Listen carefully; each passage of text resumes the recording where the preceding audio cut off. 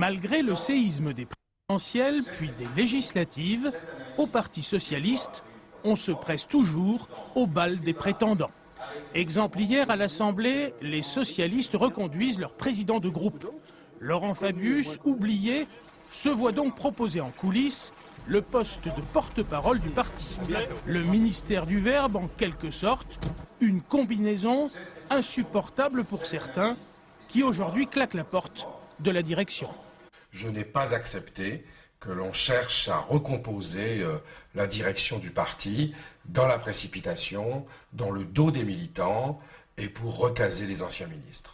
On nous dit, pousse-toi de là, que je m'y mette en faveur de Laurent Fabius, Dominique Strauss-Kahn et Elisabeth Guigou, c'est-à-dire ceux qui n'ont pas voulu la retraite au bout de 40 annuités, celle plutôt, puisqu'il s'agit d'Elisabeth Guigou, et de deux personnalités qui, sur un dossier que je suis bien, voulaient privatiser EDF, c'est-à-dire la droite du parti.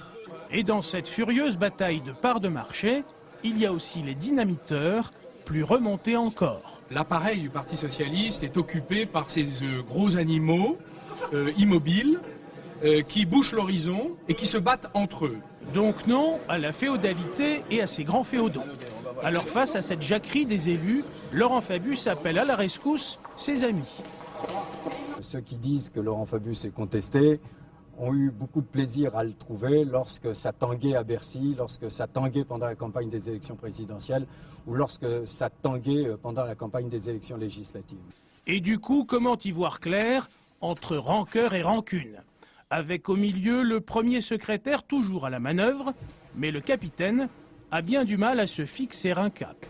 Je ne vais pas écarter les uns pour favoriser l'autre, prendre tous pour mener à bien ce débat et cette discussion avec des responsabilités pour les uns comme pour les autres. Et puis après, il y aura un congrès, le congrès fixera la ligne et fixera les dirigeants, c'est tout simple. Bref, marier les contraires entre sociolibéraux et l'aile gauche du parti, l'équation semble bien difficile pour un PS qui aujourd'hui peine à trouver sa propre géométrie.